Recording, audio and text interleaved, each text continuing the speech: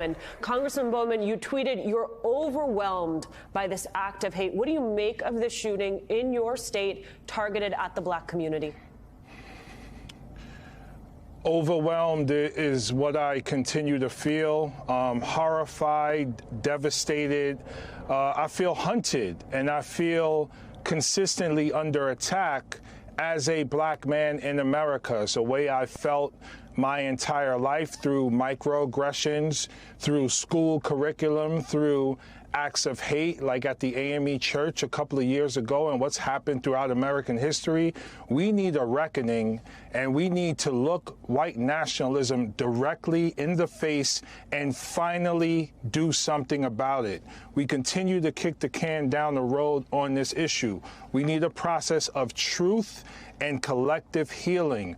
People are being radicalized across the country by so-called replacement theory and by rhetoric that's coming from Fox News, the Republican Party, and others, pushing a national coordinated campaign of fear around replacing the white race and everything that is antithetical to what America is supposed to be. So as a black man, I continue to feel victimized by so much of what happens here. And what we saw today is a radicalization, yesterday is a radicalization and an extreme response to the subtle, implicit and explicit racism that lives in so many aspects of American society. Congressman, I am grateful to you for bringing your lived and personal experience to this conversation. I got to say, when you talk about the GOP, about Fox News mainlining white supremacy, mainlining hate, these are your colleagues, Congressman. You go into a workplace every week with these folks. How does that make you feel as you think about returning to Capitol Hill? Well, it's not just the individuals that work in Congress. It's the entire institution. And this is why we have to tell the truth about our history, who we are and where do we come from. Colonists came here from Europe.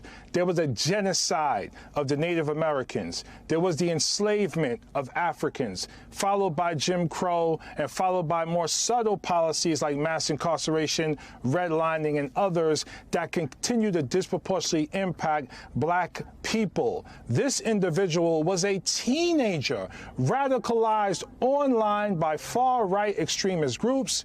There were warning signs. Those warning signs were reported. He was still allowed to buy a gun, and he traveled 2 hours to commit this horrific, heinous crime. He hunted black people, he found them, and he assassinated them. This goes to gun control, this goes to mental health, this goes to critical thinking and our education system. Republicans are scared of critical race theory. Guess what? We need to be talking about race in our schools every day, because we have to talk about it critically so we stop identifying only as the white race that is going to be replaced and realize, first and foremost, you are a human being. You just killed other human beings.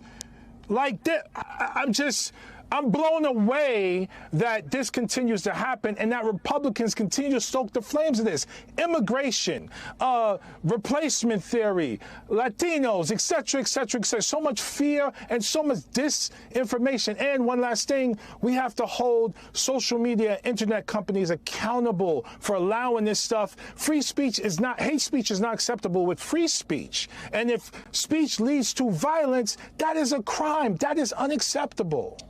Congressman Bowman, it strikes me the amount of conversation there has been in the past 24 hours. Even when we were watching the news conference about this time yesterday, you had officials saying, we have to make sure we learn from this. We have to make sure that there are critical lessons taken so that this does not happen again. Tell me what that means in practice, Congressman. My ancestors were hung from trees throughout this country's history.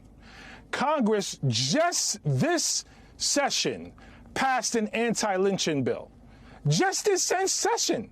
It should have been done after Emmett Till. It should have been done after Medgar Evers. It should have been done. Learn from this. We are lying to ourselves as members of Congress. We are lying to ourselves as American people if we continue to recycle the old rhetoric around learning from this and that and all of those things. Listen, let's tell the truth. We are a flawed nation. We have fear and hate and blood and discrimination embedded in the DNA of our country. We have a gun violence problem and we have a violence problem. We are not going to survive as a democracy if we do not address these things seriously in Congress. Not playing around, but seriously. We just had the first attack on the U.S. Capitol since the War of 1812. Like, what? When are we going to wake up? We just had a COVID that killed over 1 million people, almost 1 million people.